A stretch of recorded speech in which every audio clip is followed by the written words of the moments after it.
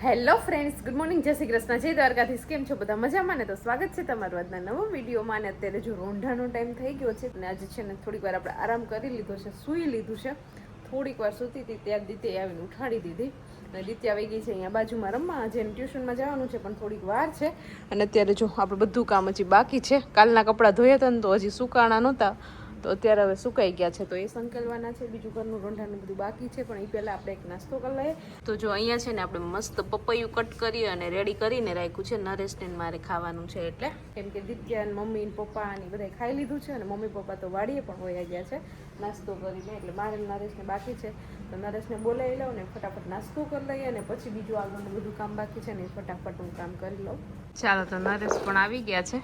એનું વાસણ જો આપણે અહીંયા તૈયાર કરી દીધું છે. આપણે ઘરે પાટલા જાજા બધા છે, તો પાટલા ઉપર બેસીએ ને એમ. હજી તો નવા પાટલા તો યુઝ જ નથી કર્યા આપણે, આખું ખાનું ભર્યું પાટલાનું. અને અહીંયા છે ને જો પપૈયું છે ને આ વખતે થોડું કાચું છે, જો અહીંયા તમને દેખાતું હશે. અડધું બહુ પાકી ગયું હતું એટલે સુધારવું જ પડે એમ હતું, બાકી તો કાચું હતું ને અડધું હજી મૂકી દેત ને તો પાકી જાત. કાપીને નહીં, આખું, પણ બીજી બાજુનું જે ભાગ હોય ને એ આખો પાકી ગયો હતો એટલે સુધારવું પડ્યું. તો કાચા ને પાકું ને ખાઈ લે, પણ એની મીઠાશ છે ને બહુ મસ્ત છે. આની પહેલાં આગળના વિડીયોમાં બતાવ્યું હતું ને તો એ જ ઝાડનું આ પપૈયું છે. ઝાડ તો નહીં કહેવાતો, એ છોડ કહેવાતો હશે કા પપૈયાનો છોડ. હા, જો નરેશ તો છે ને પોરોય નથી ખાતા, સીધું ચાલુ કરી દીધું છે. તો હું વિડીયોમાં રહીશ ને તો આગળ થાળી છે ને એ ખાલી થઈ જશે, એ પહેલાં હું પણ નાસ્તો કરી લઉં થોડોક. ચાલો, તો ગઈકાલના કપડાં લઈ અને સરસ સંકેલ લીધા છે. અને આજે જો પાછા કપડાં થઈ ગયા હતા ને ધોવાનો વારો જ નહોતો આવ્યો સવારમાં, કેમ કે બધું કામ હતું ને, તો પછી અત્યારે બપોર પછી કપડાં ધોયા છે. બધાના હતા એક જોડી, તો કપડાં ધોવાઈ ગયા છે. રોંઢાનું બધું કામ પણ થઈ ગયું છે. અને પપ્પા ગયા હતા વેરાવળ, તો ઘણું બધું શાકભાજી ને ફ્રૂટ્સ ને લઈ આવ્યા છે. જો તો અમારા ઘરમાં છે ને ફ્રૂટ્સ તો ખૂટે જ નહીં. જો મસ્ત સફરજન આવી ગયા છે અને જામફળ આવી ગયા છે.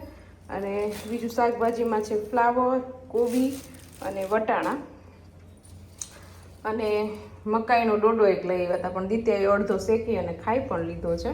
અને હું મૂકી આવી છું દિત્યાને ટ્યુશનમાં, અને પપ્પા વેરાવળથી અત્યારે આવ્યા અને પાછા નરેશ અત્યારે વેરાવળ ગયા એના કામથી.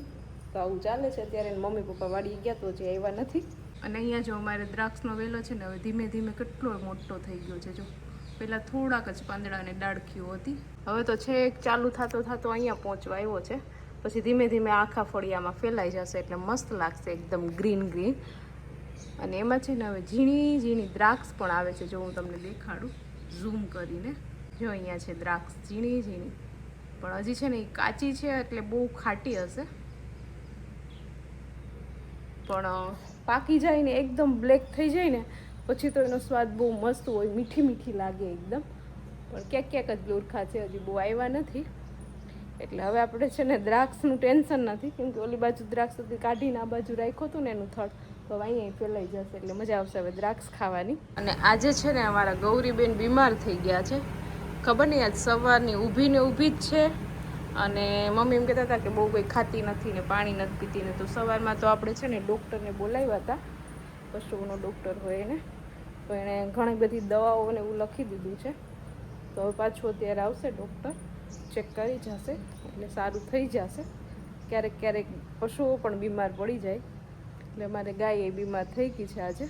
અને દ્રાક્ષના વેલાની સાથે જો અમારા અહીંયા છે ને નાગરવેલના પાનનો પણ વેલો કેટલો વધી ગયો છે. અને એના પાન છે ને બહુ મોટા થાય છે. જો તમને એક આ પાન બતાવું, કેમેરામાં તો આ પાન હજી નાનું લાગતું હશે, પણ આ બહુ મોટું પાન છે. આપણા હાથમાં ન સમાય ને એવડું મોટું પાન છે. આ નાગરવેલના પાન પણ છે ને અલગ જાતના આવે છે. તો આ પાન કયા કહેવાય નહીં, જરાક કોમેન્ટ કરીને કહેજો. આ આપણે ખાઈ શકાય કે ન ખાઈ શકાય? આપણે ઓલા મીઠું પાન ને ખાઈ એ પ્રકારનું પાન છે કે બીજું કોઈ પાન છે, જરાક નીચે કોમેન્ટ કરીને કહેજો એટલે અમને ખબર પડે. હવે ધીમે આખા દિવાલમાં પથરાઈ ગયું છે આ વેલો, એટલે હવે એને છે ને કંઈક ઉપર ચડાવી દેવો પડશે. ચાલો, તો અત્યારે જો અમને છે ને આકાશમાં એક મસ્ત રોકેટ દેખાણી છે. જો કેટલી જાય છે સ્પીડમાં, એની પાછળ મસ્ત ધુમાડો નીકળતો જાય છે. કાદી ત્યાં વ્હાઈટ પટ્ટી દેખાય છે અમને. હવે ધુમાડો હોય કે શું હોય તો કાંઈ ખબર નથી પડતી, પણ રોકેટ છે એટલી ખબર છે. હમણાં રોજ નીકળે છે રોકેટ. આની પહેલાં 1-2 દિવસ પહેલાં નીકળી હતી કા? હું ટ્યુશનમાં ચાલતી તો બે સામેથી નીકળતી તો કાંઈથી ને કાં. હા, તો દિત્યાબેન ટ્યુશનમાંથી હમણાં જ આવ્યા છે અને આવીને સીધો જો અહીંયા બહાર બેસી અને નાસ્તો કરે છે મમરાનો. અને હું અહીંયા લસણ લઈને બેસી ગઈ છું.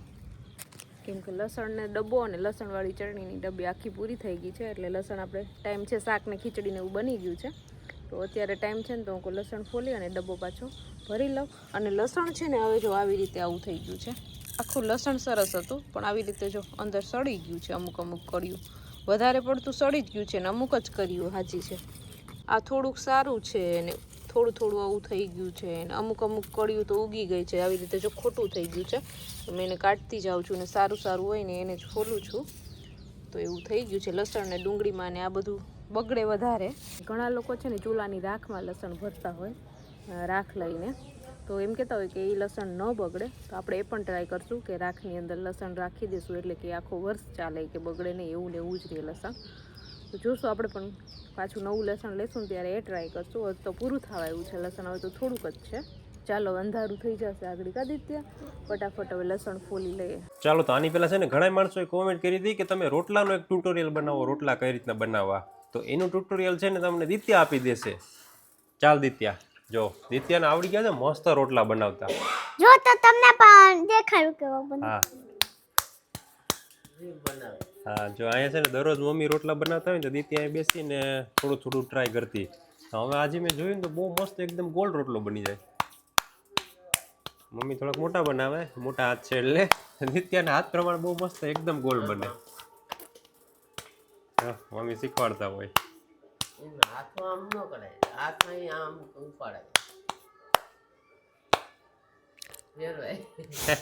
અહીંયા વહી ગયું. બની જાય પછી કહેજે મને. હા માં થોડું પાણી આય આપો. પાણી પણ જરૂર પડશે. પાણી. વાહ, બધી ખબર છે ક્યારે પાણીની જરૂર પડે, ક્યારે પાણીની જરૂર પડે. તૂટી જાય ત્યારે હાંધવાનું પડે. હા હાંધવાનું હોય, હાંધવો હોય પડે ને ત્યારે જરૂર પડે. જો આ તૂટી ગયો, આ હંધાઈ ગયો, એકદમ હંધાઈ ગયો ને. વાહ, એવડો બધી થઈ ગયો. જોઈ લો. ચાલ આખો બની ગયો કે? મારી મમ્મી તો એવડો કસ કરે ને હું એવડો બધી નાખી દઉં. ઉભા રહો. તવી થતો આપો, મને હાથ ધગી જાય. તવી આપો તમે. તવી થતો આપો. આપો ની માં, આપો.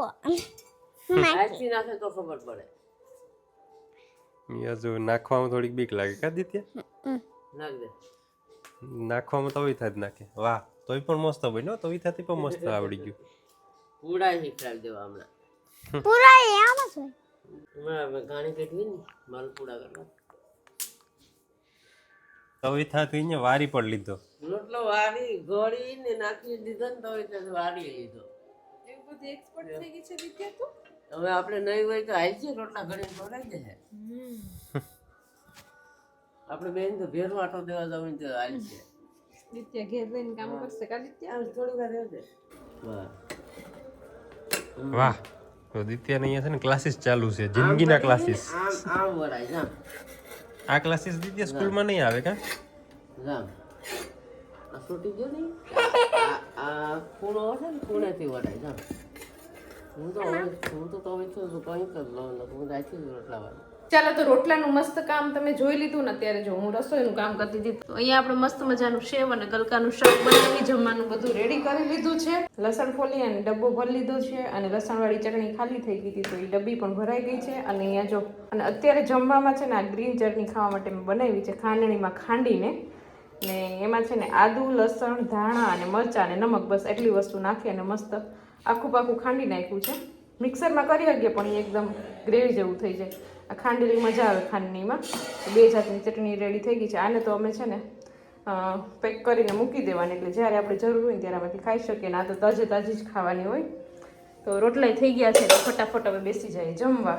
અને એક છે ને સાડી મગાવી હતી આપણે, પણ કુરિયર વાળા છે ને બીજાની મને આપી દીધી. એનું પણ નામ સોલંકીથી શરૂઆત થતું હતું અને મારું પણ નામ સોલંકીથી શરૂઆત થતું હતું. મેં અહીંયાથી આખું મેં નામ ન વાંચ્યું, હું સીધો લઈને આવતો રહ્યો. પાછો એનો ફોન આવ્યો કે હવે તમારું નથી તો બીજાનું છે. તું હવે તો હું કાલ આપી જઈશ. આ થોડીક સસ્તી છે, બાકી રાખી લેતા આપણે. તો હવે તો કેવી સાડી નીકળશે ને એ તો આવતીકાલે જ તમને જોવા મળશે. અમને પણ જો આ ભાઈ દેખાય ને, આ ભાઈ એને તો હજુ ખબર નથી. કે આવી રીતના થયું છે. બાકી તો આગળ રાડો રડતા તમને લેતા નથી આવડતું ને આમને તમને સમજાણું. આપણે કેવું જ નથી કે કુરિયર વાળો આવી ગયું. ચાલો તો અત્યારે ઘડિયાળમાં છે ને 11 જેવો ટાઈમ વાગી ગયો છે ને આજે તો દિત્યાબેન સૂતા નથી કેમ કે આજે દિત્યાબેનને ઊંઘ નથી આવતી એટલે થોડીક વાર જોઈએ આઈપેડ ને એવું જોવે છે એટલે આપણે એને થોડીક વાર જોવા દેશું. અને મારે હજી કામ છે એટલે હું મારું કામ પતાવી લઉં. અને આજે છે ને દિત્યાબેન જ્યારે રોટલા કરતા હતા ને ત્યારે રોટલો ચડવવામાં પાછી ધગી ગઈ હતી. એ તમને બતાવ્યું નથી. ક્યાં ધગી ગઈ હતી બતાવતો અંગૂઠો.